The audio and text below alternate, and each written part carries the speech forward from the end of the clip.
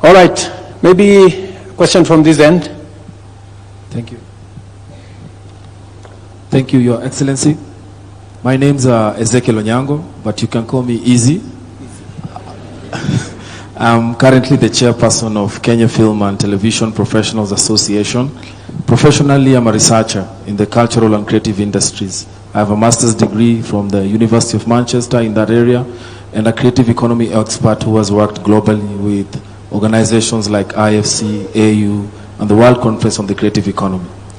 I stand before you today as someone who has worked for almost 2 decades as a film producer in Kenya and a creative economy practitioner, who has successfully managed to transition into a professional.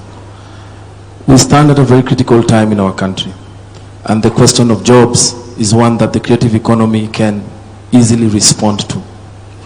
It's only the creative economy in the whole world that... Easy. Take it easy. Because I was expecting a question from you, but you've given me a lecture, which is good. Because from Manchester, it's good to get some experience. But can you make it brief?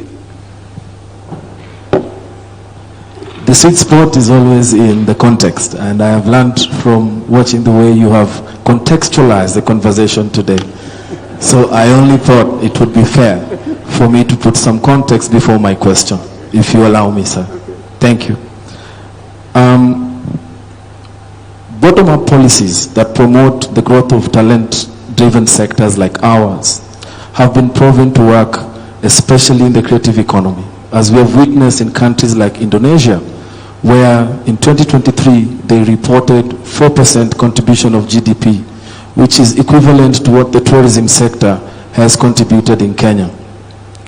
While we appreciate the bottom-up strategy that you have, that has given us the State Department for Youth and Creative Economy, we as the creative industry experts feel like there is a tension where there is a bottom-up strategy but a top-down approach in implementation, where the industry has been left out, and that has left the State Department with systemic inefficiencies, and 2 years in, we are yet to even have a roadmap or a plan of how we can fix our systemic challenges.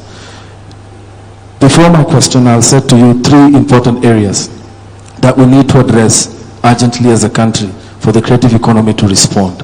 Number 1 is outdated policy frameworks, the case of old laws trying to tackle new problems. Number 2 is intellectual property. To every creative person, that is our title deed. That is our bargaining power. When IP is not protected, then we have nothing. And number 3 is the problem of piracy, the small endemic that has injured Kenya and no one speaks about. I can be able to demonstrate that in one financial year, Kenya loses close to 92 billion shillings because of piracy, both to government and industry. To my question, how does your administration plan, through the State Department, to resolve these issues inclusively, decisively, and set up a ground where these creative economies can grow and respond to job creation? Why I ask this question is, if we are not careful, there will come a time very soon where all the commerce that happens in the creative industry will happen overseas. Production will happen locally, consumption will happen locally, but the platforms in which we do our commerce will all be abroad. So what strategies can we put in place to ensure that creative technologies are integrated in the better plan to respond to IP challenges, the problem of piracy, and the problem of outdated policy frameworks? Thank you, sir. Thank you very much, my good friend. I don't have the people from the youth department here, but let me just mention to you that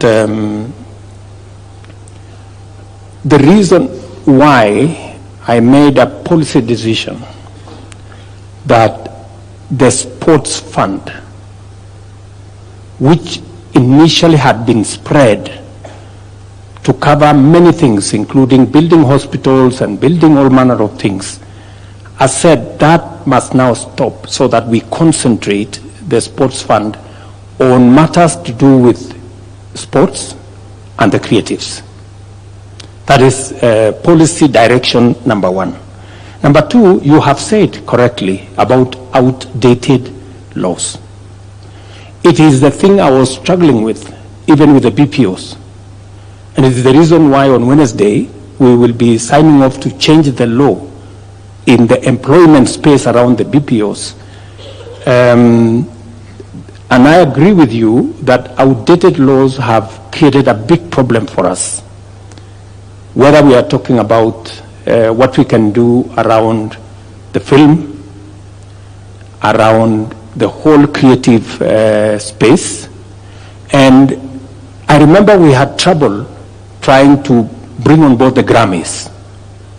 I remember we had very serious challenges, and I had personally to get involved, for some of these to come on board, on what we can do around the studio and what we can do around that space. And I remember Dennis Itumbi, who I'm sure is somewhere here, pushing me to do certain things. Did you hear what that good man said? And can you help me say some of those things that we agreed that we want, especially on the two subjects of intellectual property and piracy? So on intellectual property and piracy, sir, Easy has actually been involved in the crafting of the creative economy bill that is still pending in Parliament, and he's played a good part with his association of coming with that. And that is a key part in that creative economy bill, with a few amendments, and he's in the working group. So in fact, the challenge will be back to him to ensure that he helps us to ensure that we get it back and good and going. However, he's raised two key issues, both, if you allow me to respond to him. Yes. The first one is on the commerce of the creative economy. The president went to the USA and interacted, including with Hollywood stars at Tyler Perry Studios. And one of the things that the president is now working on is for a space for the creative economy. We all appreciate that Nairobi on Sundays has become an open theater where people actually shoot everything. In fact, ahead of Easy there is a gentleman from Grammy Awards, and there is also something there you are doing around the Grammy Awards for Africa. And we have actually instructed the State Department to pay so that then the Grammy Awards can be hosted in Kenya. There are a few things to unlock, and this gentleman has an appointment with you this week to unlock that part. So on that part of commerce, we are not only interested, but we are actively playing a part on it. Finally, the president has already given instructions, and I've written to you a letter from our Office of Creative Economic Coordination for us to begin bidding for the World Creative Economy Conference in 2027 to become the first African country to bring the world sector here, because that will unlock the entire creative economy. Thank you very much. Let me help you, Dennis. Actually, the money for Grammys we already paid. We are not about to pay. We already paid 500 million shillings towards that, and I'm sure the gentleman from Grammys can confirm that that is the direction we are going. And so I think back to you, the motions are going through in Parliament. The creative bill is going through specifically to remove the challenges you have highlighted, to update the law so that we remove outdated legislation, to provide for a sure footing on matters intellectual property, and also to deal with the challenge of piracy. And we couldn't agree with you more. And thank you very much.